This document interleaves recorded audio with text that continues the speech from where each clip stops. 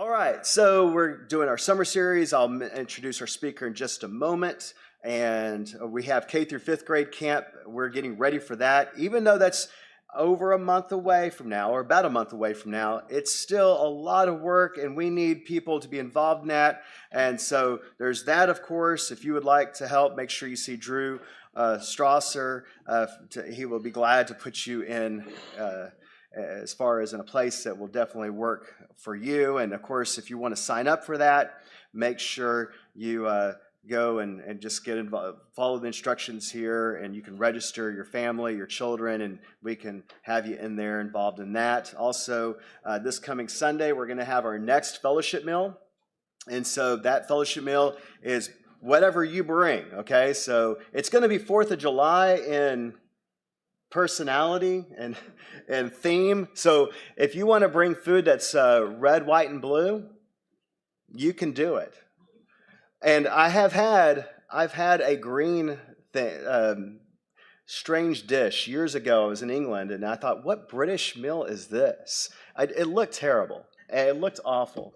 And we are online, right? So welcome to England, whoever is watching. And so I was like, what is this? And finally realized after I took a bite of it, it was pretty good. And finally I said, what is this? This is good. And they said, it's lasagna. Really? Well, great. So I don't know what they did to it to make it green, but they did. And so if you want to do something to your food to make it red, white, and blue, go for it. But our theme is going to be 4th of July. And so that's this coming Sunday. So make sure you bring food, enough for your family, enough to share with others. And again, that will be Sunday night. I'll be doing the lesson that night. And I believe we'll have some singing. Griffin, yes, he's got a thumbs up. There it is. All right, Brittany, let's see, what else? Parking lot stuff, thank you for your patience with that. Just check out the announcements on that. Equip Conference is coming up. That's very soon. And make sure you register on that. Make sure you call the hotel. Even though it's a little late, maybe you can get in there. I don't know if they have room or not. But as you know, we've been part of Equip for years. It's a great event and a great way to be spiritually encouraged and motivated. So check out the website for more information on that. All right, David Farr is our speaker tonight. He is a new Floridian. I don't know if he calls himself a Floridian yet, or if he calls himself an Orlandan or just still a Tennessean. I have no idea. But he'll tell you in just a moment. But he's been a preacher for over 10 years. He works at, again, the Concord Church of Christ. He and his wife, Amber, have 4 awesome kids here. Carrington, is that correct? 14, Lucas 12, Lincoln 9, and Crockett 7. David is a graduate of Freed-Hardeman. Nothing? Yeah, we gave you a thumbs up. But okay, I didn't know if like, woo, something. I don't know, probably not. It'd be looked down on, so don't. But yeah, thumbs up, I guess, works. Well done. So also has 2 master's degrees, one from Liberty University and then another in MDiv from Freed-Hardeman. And he loves spending time with his wife, kids, trail and road running, especially in the heat of Florida summer, I'm sure, and all things to do with the University of Tennessee volunteers. All right, so that's awesome. David, thank you for being here. Preach the word, brother, or teach the word. Well, all right. I am so thankful to be able to be here with you this evening. I appreciate the invitation, appreciate the opportunity. This is actually my first time I have ever been to Daytona Beach, other than to the Buc-ee's off the interstate. That is about all I've ever done Daytona Beach. I grew up in South Carolina and in Tennessee, and so the beach that we would always go to, I've been going to since I was, an infant, is Myrtle Beach. And that is always what we did. We never would go to a Florida beach, because why would we do that when Myrtle Beach is right there? And so I actually had my first opportunity. My wife and I were celebrating our 17th anniversary back in May, and I went to a golf beach for the very first time in my entire life. And some people looked at me strange because, no, that's not something that we did.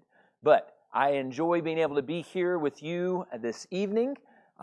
As was mentioned, we have been here for almost a year now, at least in Central Florida. We moved down at the beginning of August last year to work with the Concord Street congregation. I am enjoying Florida, learning about Florida.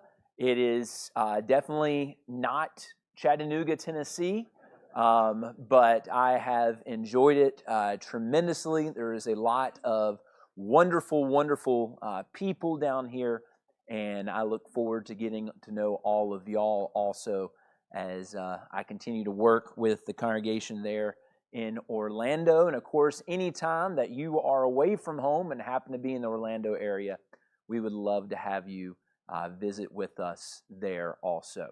What a great thing, what a great topic to think about, finding Jesus. And I know that other people have kind of done this as a sermon type opportunity. I love Bible class. I think Bible class is where we have the opportunity to grow so much more than just hearing a lecture for 20 or 30 minutes. So I'm going to encourage this to be a Bible class. And so we can have some back and forth. You can ask some questions. I will ask some questions, and feel free to answer those questions also. But a great topic to think about, finding Jesus. And of course, the idea is finding Jesus in the books of Leviticus, Numbers, and Deuteronomy.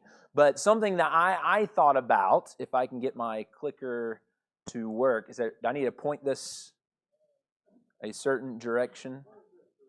Right there. Let's see what happens. All right. We'll try again here in a second. That's all right. Sounds good.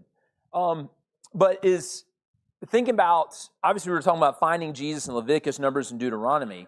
But in the grand scheme of things, this is what we should be trying to do in all things, right? Is find Jesus. Let's look at a couple passages just to begin with. And this is not going to be the Old Testament. It's going to be in the New Testament. Look first of all over in John chapter 12. John chapter 12. And Jesus is coming towards the end of his ministry in the Gospel of John, and he is at a feast. And while he is there are some people that are trying to get a hold of him, some Greeks. So at least we're getting somewhere there. John chapter 12 and verse 21. And notice what is said there. Then they came starting in verse 20 now, there were certain Greeks among those who came up to Jerusalem at the feast. Then they came to Philip, who was from Bethsaida of Galilee, and asked him, saying, Sir, we wish to see Jesus. Now, you can do a whole sermon just thinking about that phrase, Sir, we wish to see Jesus. And of course, the entire concept of the Gospel of John is trying to get you to see Jesus as the light, to see Jesus as that living water, to see Jesus through the different signs that he performs. But what a novel idea that we wish to see Jesus. There's a typo there, not John chapter 6, verse 39, but look in John chapter 5 and verse 39.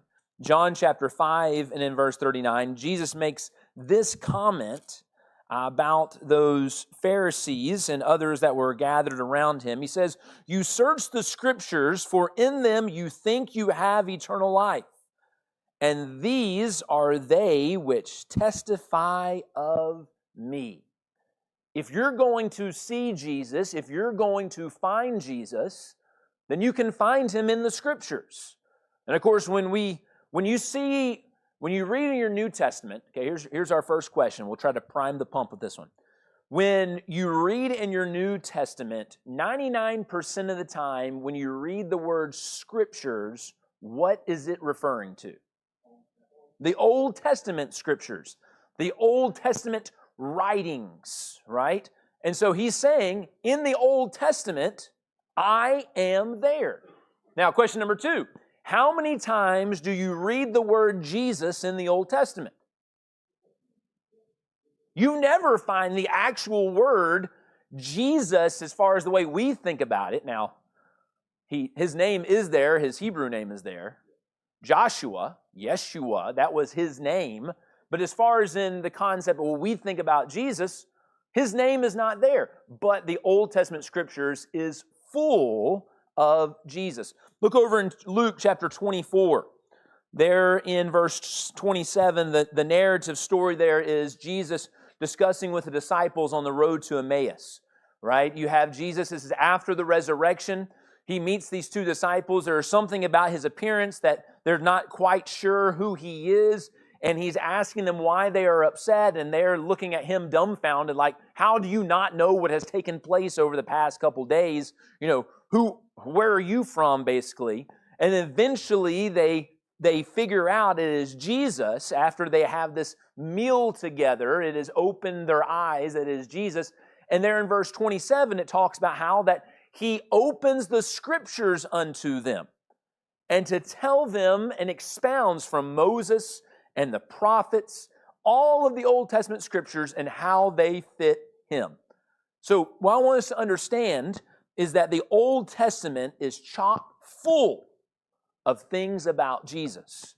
Now, one thing that happens sometimes, which is a false dichotomy that happens many times in the church, is in the church, we proclaim to be a what Testament people? A New Testament people, right? And that's good. We are a New Testament people. But that does not mean that the Old Testament is just kicked out of the way like there's no value in there for us.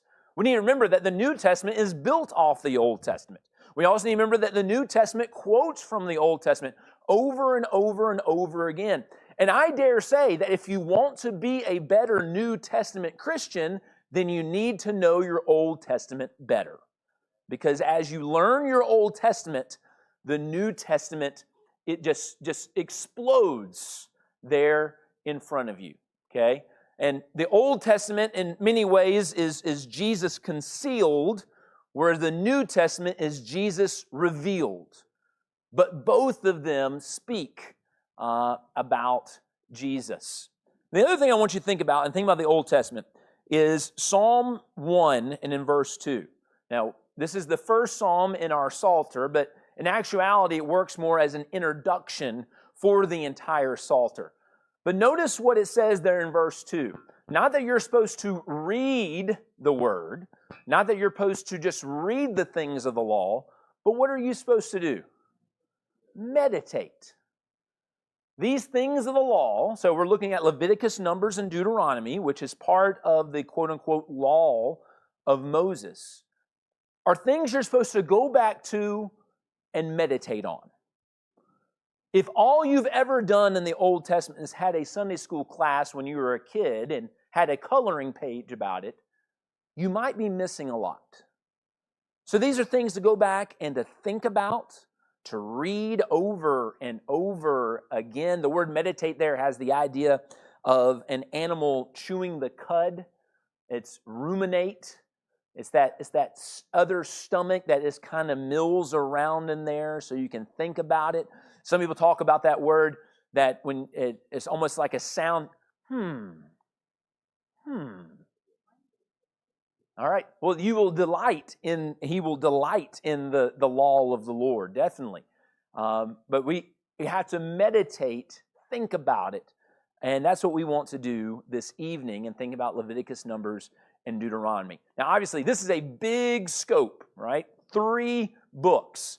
We're not going to be able to cover all the different things that are in these 3 books. And in fact, we're not even going to get much of Deuteronomy at all, because as I was preparing this, I found out that I was not going to have time to cover all these things. But here's the first thing I want you to think about. Where do you find Jesus in Leviticus? Put on your Old Testament hat. Think about the different things that Leviticus teaches. Where might you find Jesus? If you had to be the one to teach the Bible class, what would you bring up? Okay, celebration of the Passover. It's really focused a whole lot more there in the book of Exodus, but definitely there is different feasts that are brought up also in the book of Leviticus. What else you might think of? When you think about Leviticus as a whole, what are some themes of the book of Leviticus? It's not one of those things that we go, you know what I want to go study tonight? I want to go study Leviticus, right? It's not on the top of list of favorite Old Testament books. But what are some themes of Leviticus? All right, sacrifice. You start in chapter 1. and you get sacrifices. All already at the very beginning. And definitely we can see Jesus in the sacrifices. Anything else you think about when you think about the book of Leviticus? All right, there's regulations. There's lots of different regulations and different, especially regulations when it comes across to purity and these different purity regulations that are given there. All right, the priesthood. You can see it in the title almost, right? Leviticus. The things that have to do pertaining to the tribe of Levi. And so that's what I'm going to focus in on, at least for the book of Leviticus, is to think about that you can find Jesus in the priesthood and in the sacrifice. Okay? In the priesthood and in the sacrifice. I want you to turn to Leviticus and in chapter 16. Okay, an interesting literary note is that Leviticus is the middle book of the Torah, okay, of the instruction of the law of Moses. And in the middle book, in the middle of the middle book, we have Leviticus chapter 16. Now, I know it's not, as far as the way we divide our English Bibles, the chapter is not purely the middle, but it's really like the center of the center of the center of the book, the law of Moses, the books of Moses, is Leviticus chapter 16. And Leviticus chapter 16, maybe you can look at your heading there, discusses what? The Day of Atonement. Okay? The Day of Atonement. Now, I don't know, is anyone a convert of Judaism here, perchance? All right. So we actually have a young lady that attends at Concord Street that was raised Jewish. Her mother actually still lives in Israel, and I love asking her questions because there is one thing that I am not, and that's a Jew. And there's lots of things about the Old Testament that is just really hard for me to understand because I was never raised in those things. So I'll ask her questions about, so what happens here? What does this mean? And even though she was not super religiously as a Jew, she has a lot of this cultural background that helps us to understand. But Leviticus chapter 16 is talking about the Day of Atonement. Now, what's interesting to me is that in verse 1, we get a little bit of a reason why we are having this special Day of Atonement. Why do we need it in the first place, perhaps? It says, "Now the Lord spoke to Moses after the death of the two sons of Aaron, when they offered profane fire before the Lord and died." You remember when that happened? That was Leviticus, what chapter was that? Leviticus chapter 10.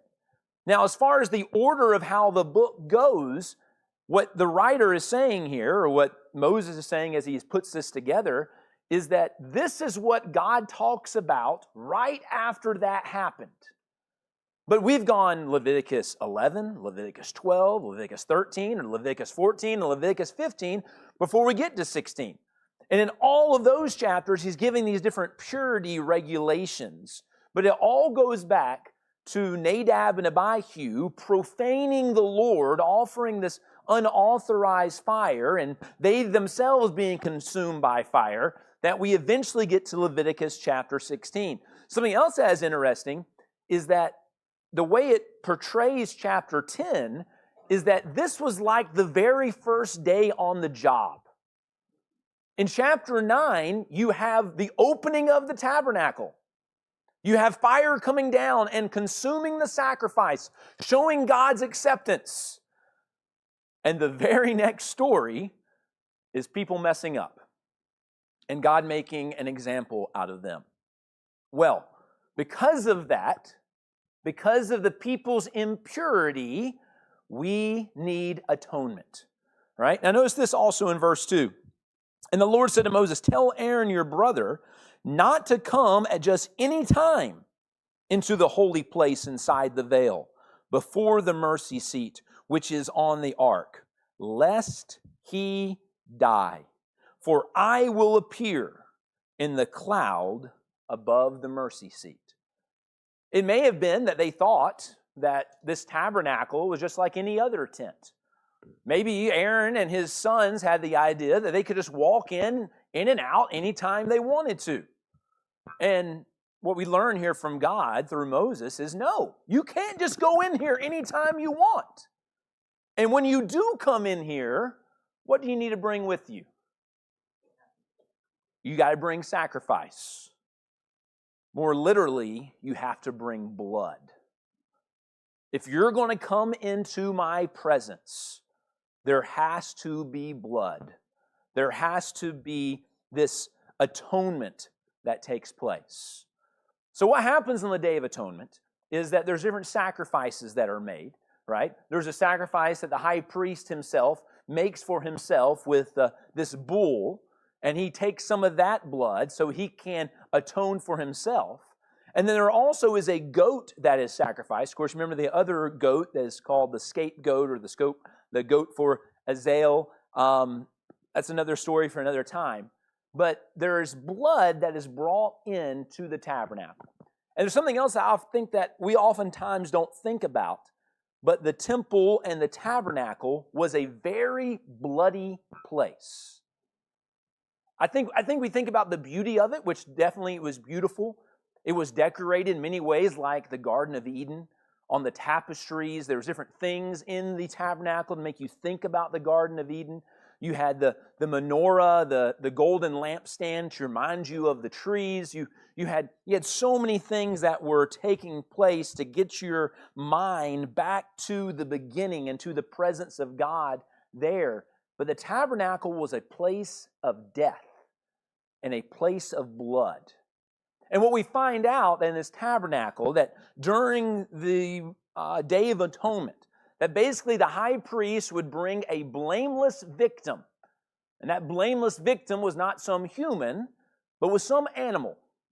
Some animal that had done no wrong. Some animal that was of purity, if you will. And take that blameless victim's life, take the blood of that animal, and chapter 17 of Leviticus will talk about the importance of the blood, and cover the tabernacle and also cover the cover. So the word mercy seat there, so you think about the table here as being the Ark of the Covenant, right? So you have the holy place, and then you go through the veil to the most holy place. And in the most holy place, the only piece of furniture really there was the Ark of the Covenant. And you had the cherubim, which aren't like little naked babies with wings, right? These are these creatures that are the protectors of the throne of God. And if you read Ezekiel chapter 1 or Ezekiel chapter 10, there's these large beasts, and they had their wings, and the cover of the Ark of the Covenant was the seat, or was the throne of God. And to be in His presence, you had to bring this blood. And if you read on down in chapter 16, we find out this blood is to cover the impurities, the transgressions, and the sins of the people before the presence of God every single year. Every single year. So that means that even after the Day of Atonement, what do the people know is going to happen the next year? We got to do it again. We're going to do it all over again. Now, my question for you is, where do you find Jesus? Where do you see Jesus in that? All right, we see the blood, we see the cross, we see the sacrifice, a blameless sacrifice. Well, look. The animal was not something that was the runt of the litter, if you will, not something that was lame and hurt, that it would not be an actual sacrifice, but the best, definitely. Turn over to Hebrews and in chapter 9. I'm going to read what it says here. And then we'll have to move a little quicker as we go to Numbers. But I'm just going to read starting in verse 23, okay? And if you want the book of Hebrews to mean more to you, read the book of Leviticus. Read them side by side. Because Hebrew, the writer of the book of Hebrews, is playing off of the book of Leviticus all the way through it. Okay? Look what he says starting in verse 23. He says, "Therefore, it was necessary that the copies of the things in the heavens should be purified with these, but the heavenly things themselves with better sacrifices than these. For Christ has not entered the holy places made with hands, which are copies of the true, but into heaven itself, not to appear in the presence of God for us, not that he should offer himself often, as the high priest enters the most holy place every year with the blood of another. He then would have had to suffer often since the foundation of the world. But now, once at the end of the ages, he has appeared to put away sin by the sacrifice of himself. And he has appointed for man once to die, but after this the judgment. So Christ has offered once to bear the sins of many. To those who eagerly wait for him, he will appear a second time apart from sin for salvation." Chapter 10, verse 1. "For the law, having the shadow of the good things to come and not the very image of the things, can never with these same sacrifices, which they offer continually, year by year, make those who approach perfect. For then, why would they have not ceased to be offered?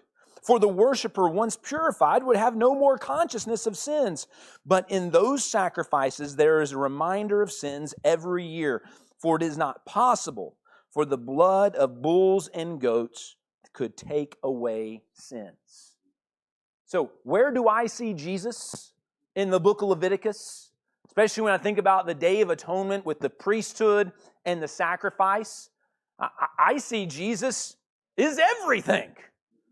He's all over the place. Once you see it, you cannot unsee it, right? It's just one of those things that he starts jumping off of every page, especially once you get into the book of Hebrews and you start going back and forth and you start to understand the amazing concept that God in his all-knowingness, in his plan that he has laid out, that all of those things that were done year after year in the Old Testament, all those things that perhaps make no sense to us, it was all to be a picture to get people ready for the very real thing, which is Jesus. And Jesus is everything in the passage. When you think about it, it is Jesus who is the high priest. It's not Aaron. Aaron's not the high priest. Jesus is the real high priest. It is Jesus who is the sacrifice. He's not offering the blood of some bull or goat. He is offering his very own blood. So it's almost that he gets to play every single part in the story, right? Sometimes maybe you have kids that when they are recreating something or recreating a movie, right? When I was a kid, one of our famous lines you say after watching a movie is, "Who wants to play what we just watched?" And so we would play Batman. We would play one of the superheroes. And of course, the kids would have to be different characters. And sometimes, because it's just make-believe, you would be multiple characters, even in the same scene. It can't happen in a real movie. That's exactly what Jesus does. He plays every character. He fulfills all of it when it comes to Leviticus and especially the Day of Atonement. He is not only the high priest, he is not only the sacrifice, but he's also the tabernacle. He's every single part of the story. So that's where you find Jesus in the book of Leviticus. There's so much more there, but let's move on and ask this question then. Where do you find Jesus in Numbers? And some of you can say, "I find him in number 7. That's the perfect number, right? All right, in healing, there is healing that takes place in the book of Numbers, and Jesus provides healing. Numbers is another one of those books that you know a lot of things from the book of Numbers, but a lot of times you don't realize you know about them from the book of Numbers. There's stories there that I know that you have heard. If you have any type of relationship with the church and Bible study, then you've heard these stories, but a lot of times you're like, "Oh, that's in Numbers? I didn't realize that was in Numbers. Well, for the sake of time, there's two places, just like we did the priesthood and the sacrifice. When I think about the book of Numbers, there's also two things I want you to think about. The rock and the snake. The rock and the snake. Turn into Numbers chapter 20, okay? We're looking in Numbers chapter 20 and Numbers chapter 21.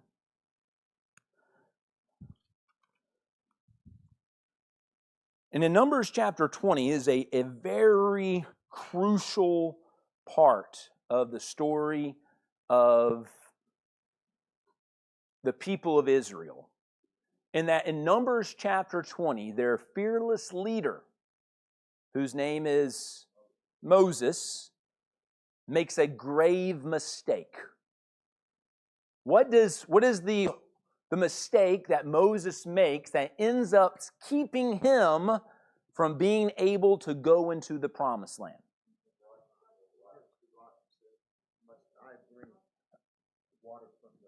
All right, he hits the rock, saying, must we bring water from this rock to basically you horrible people that you are.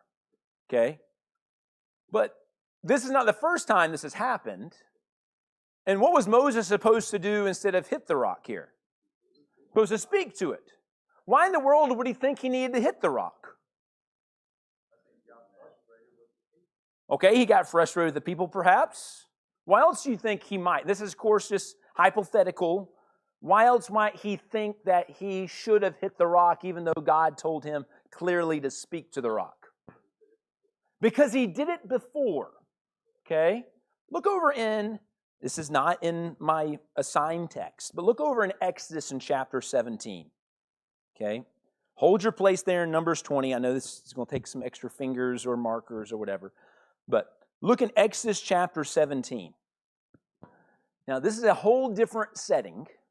Okay, as we think about the order, if we think about how the timeline is working with the people as far as of the Old Testament, the children of Israel, where are we as far as on the timeline in Exodus chapter 17? All right, we're in the desert. Where have we not gotten to yet? We still haven't gotten to the promised land. We haven't even got to Sinai yet, okay? Because Exodus 20 is where we get the Ten Commandments. The Ten Commandments were delivered on Mount Sinai. We haven't even gotten there yet, okay? This is before Mount Sinai. Is closest on we think on the Sinai Peninsula as far as where this area is. But the people complain because they have no water, and they turn against Moses, and Moses is having to defend himself, and also defends himself to the Lord. Verse 5, chapter 17, and the Lord said to Moses, go on before the people and take with you some of the elders of Israel, and take in your hand the rod in which you struck the river, and go. Behold, I will stand before you there on the rock in Horeb, and you shall strike the rock, and water will come out of it, and the people may drink. And Moses did so in the sight of the elders, and he called the name of the place Massah and Meribah, because of the contention of the children of Israel, and because they tempted the Lord, saying, is the Lord among us or not? All right, so there's a rock there. And Moses strikes that rock by the command of God. And what happens after he strikes the rock? Water comes out. Okay? Now let's go back to Numbers chapter 20. Now notice this. This is going to throw you for a loop, perhaps. All right? We get to Numbers chapter 20. Now we are no longer before Sinai. Now where are we in the timeline? All right, just before the promised land. Okay, and as we'll find out in Numbers 21 in just a moment, that there are very few people alive in Numbers chapter 20 that were alive in Exodus and in chapter 17. We're dealing with a whole new generation of people. And this whole new generation of people are also complaining about water. And so instead of being in Rephidim, they're in this area called Kadesh Barnea.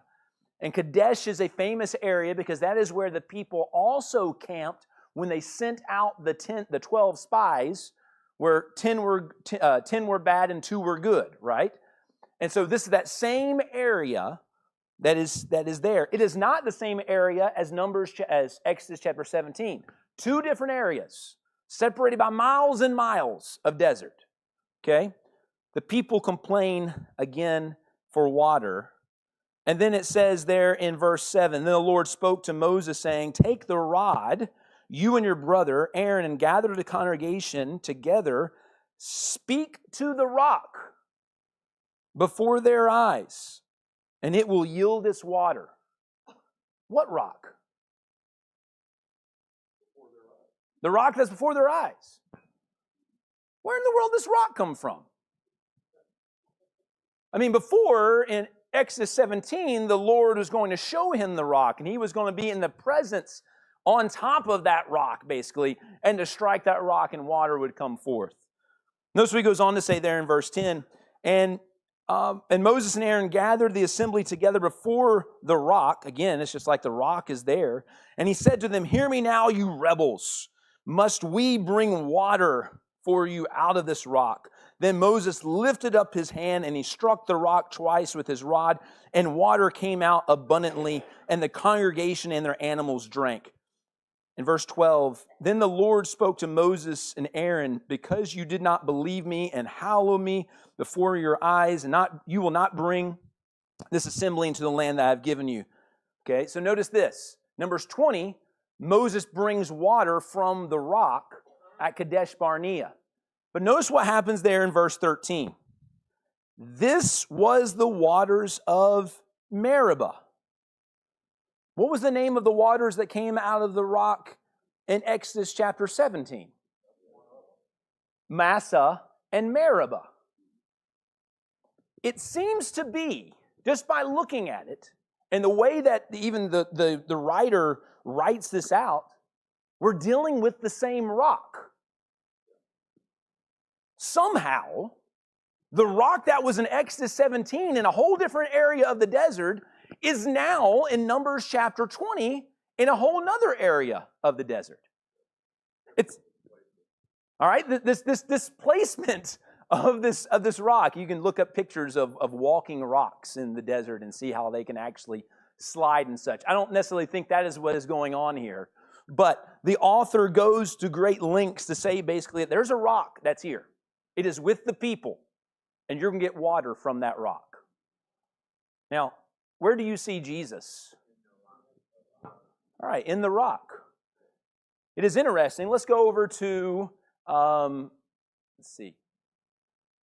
Yeah. Let's go, actually, we'll go there in a second. Let's go to Numbers 21 now and look at the snake, okay? Then we'll look at the 2 New Testament things.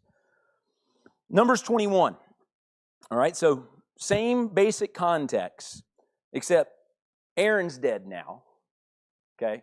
So of all the people who were under fighting age when they left Egypt, there is now just 3 remaining, right? Moses and who else? Joshua and Caleb. There is only 3 of these people remaining, okay? So a whole different generation, but they're having the same problem of whining, of murmuring. In fact, there in verse 4, they journeyed to Mount Hor by the way of the Red Sea to go around the land of Edom, and the soul of the people became very discouraged on the way. And the people spoke against God and against Moses. Why have you brought us up out of Egypt to die in the wilderness? Who said things like that? Their parents did. Where did those kids learn that from?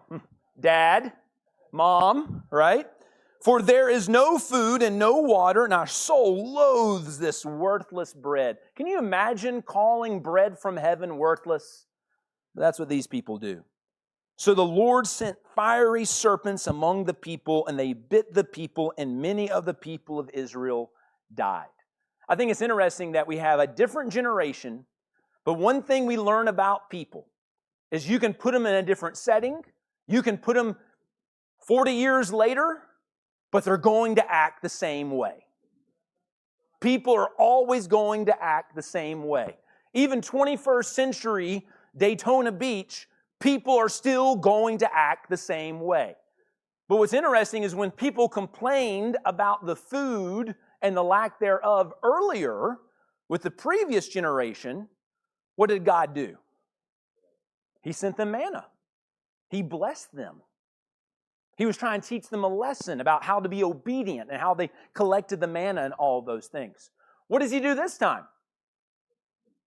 He starts killing them. Instead of sending manna from heaven, he sends these snakes down. And they start biting people and people start dying. Verse 7, therefore the people came to Moses and said, we have sinned and we have spoken against the Lord and against you. Pray the Lord will take away the serpents from us. And so Moses prayed for the people. And then he is told to make this fiery serpent or this bronze serpent and to set it on the pole. And whoever shall look at it shall live. And so Moses does just that. So Moses was instructed to take something in the likeness of the problem to save the people from the problem and to set it up on a pole, and whoever looks at it will live. All right. So obviously, hopefully, you can see Jesus in the rock and in the snake. Very quickly, let's look over in 1 Corinthians and in chapter 10. Okay, 1 Corinthians and in chapter 10. Remember that whole thing about this rock that seemed to be in chapter 17 of Exodus and also in Numbers chapter 20. There's some people that try to explain it away that this is just a repeat story. You know, this is like for those of you of my generation, a glitch in the matrix, if you will. And so that's what is happening here. And who knows what is going on. But here's what Paul thinks about it. Look what Paul says. 1 Corinthians and in chapter 10, starting in verse 2, we're all baptized in Moses in the cloud and in the sea, and all had the same spiritual food, and all drank the same spiritual drink, for they drank of that spiritual rock that followed them. Paul thinks that the rock followed them around. Well, it looks like it did. I don't understand it. But Paul, who knows Old Testament a lot better than I do, he says it followed them around. And that rock was Christ. And that rock was Christ. And so what's the amazing thing is that Jesus is that rock in Numbers and in chapter 20. It is Jesus that was that rock in Exodus chapter 17. Paul is using this as a teaching opportunity that Jesus is the rock from which the waters of life flow. You have Jesus doing this in John chapter 4 when he's talking to the woman at the well, right? That I am the one from which waters flow from. If you look at the prophecies of the new temple that is given in Ezekiel, what comes out of the temple in Ezekiel? Now remember what flows out of the temple? It is water. It is water that flows, that starts off as just a small little stream, and he walked a little further, and it was up to his ankles, and he walked a little further, and it was up into his knees. The kids sing a song, Deep and Wide. That's referring to those waters of life. How does John depict the death of Jesus, who is the tabernacle, who is the living temple? What happens when he is dying on the cross? A soldier comes up and puts a spear in his side, and what flows out? They have hit the rock, and living water has come forth. That's the picture you're supposed to see, because when water and blood both come out, you realize that the way to life, the way to those living waters is through the death of Christ. When you read the book of Numbers, you see that rock. And of course, Paul's point in 1 Corinthians is that therefore we should live faithfully. Don't be like those Old Testament people that died. Live faithfully for Christ, the rock, and live. All right, finally, let's look at John chapter 3. John chapter 3, and then we will have thoroughly taken up all of your time tonight. All right, John chapter 3. We all know John 3, right? This is a favorite of people. What verse do we all know in John 3? John 3:16. Who said John 3:16? Who's speaking there? All right, football fans at tailgate parties, you have the guy that, at least when I was a kid growing up, you have the guy with the rainbow hair that would always hold John 3:16 behind the field goal post. But if you're looking at your Bible, especially a Bible like mine that has the red letters in it, because those are cool, right? Who's speaking? Jesus is. But do you realize that more than likely, Jesus isn't speaking in John 3:16? Hate to throw you for a loop there. But Jesus never refers to himself as the only begotten. He never refers to himself as monogenes. When Jesus is speaking of himself, the most popular thing for him to call himself is what? The Son of Man. And it seems to be that if we actually look at the text, that he perhaps stopped speaking at chapter 3 and in verse 15. Of course, what is the context of John 3? Who are we talking to in the first place? Nicodemus. Nicodemus. And where does Nicodemus go? Or when does Nicodemus go? At night. The Gospel of John is one of the most fascinating Gospels because it throws little things in there like that. Okay? Think about how ironic it is that Nicodemus comes at night to what is Jesus referred to earlier in chapter 1? As the light. It is in the night that Nicodemus comes to the light. And because Nicodemus is in the night, he doesn't understand. He is in darkness. And as he is trying to talk to the light, he cannot comprehend these things. How can a man be born again when he is old? He doesn't get it. All right? But before we get to John 3:16, a passage that we all know, that we have all memorized, we memorize it so much that sometimes it has not as much meaning to us because we just say it so fast, right? Look at verses 14 and 15. This is the reason why you have, or John 3:16 gives the reason for verses 14 and 15. All right? So remember that whenever you're reading in Greek, a lot of times you see the word for.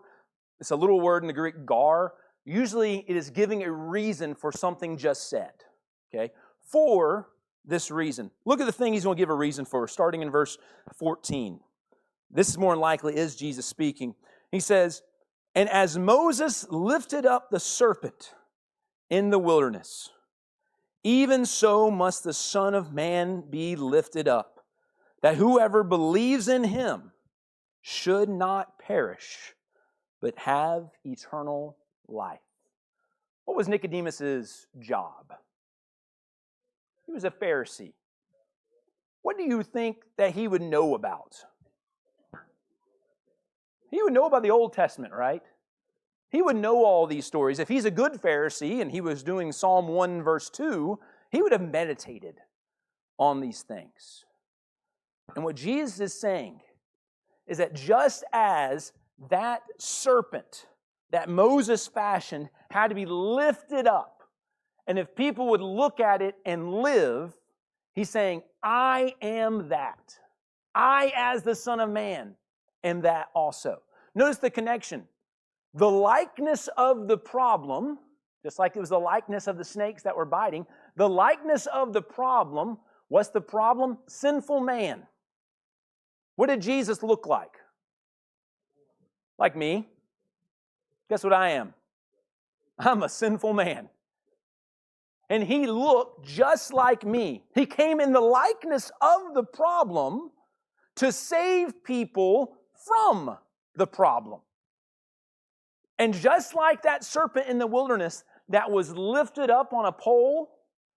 Now, a lot of times when I hear the word pole, I think about metal, because that's the only type of poles that I think about. But obviously, it's a wooden pole, right?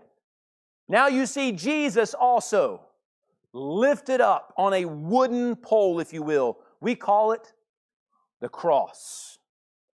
And if you would simply look to Him in faith, if you would simply be willing to obey the commands that He has given, if you would simply be willing to connect with Him in His death, it does not matter how many times you have been bitten by the snake, the Savior can save you.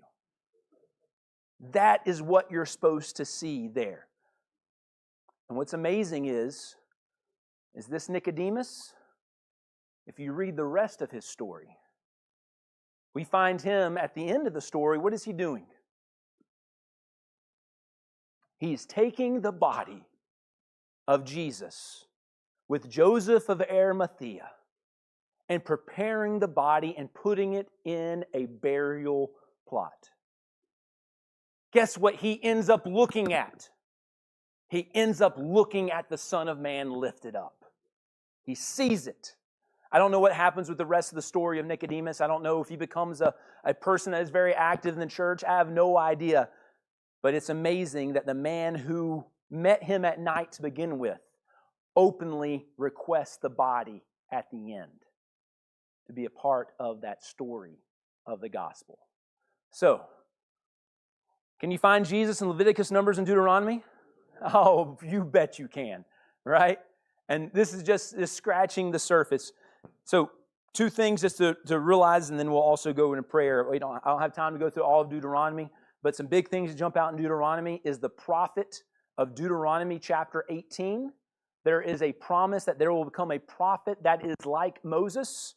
It is interesting when you get to John chapter 6 and the story of the feeding of the 5,000 there. The people in the crowd ask the question, could this be the prophet?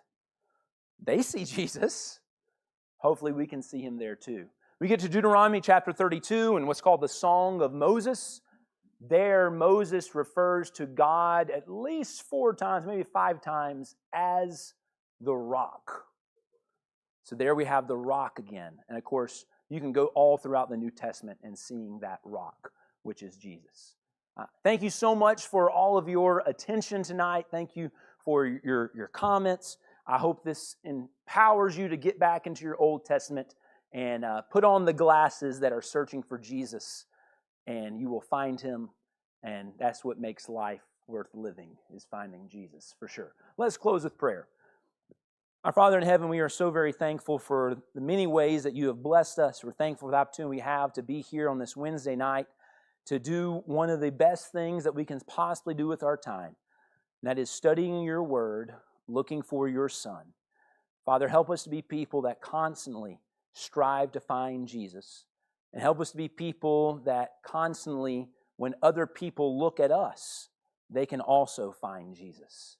Help it to be seen in the ways that we talk, and the things that we do, and the way we spend our time, and the way that we love one another and love those who are around us. Father, we are so thankful for your amazing word. Help us to be people that never take it for granted, and help us to realize that the thing that separates us from salvation is not just simply knowing this word, but allowing this word to live in us like those living waters that bring eternal life. Watch over as we depart, and bless us as we strive to bless those that are around us. It's in your Son's name we pray. Amen. Yes, sir.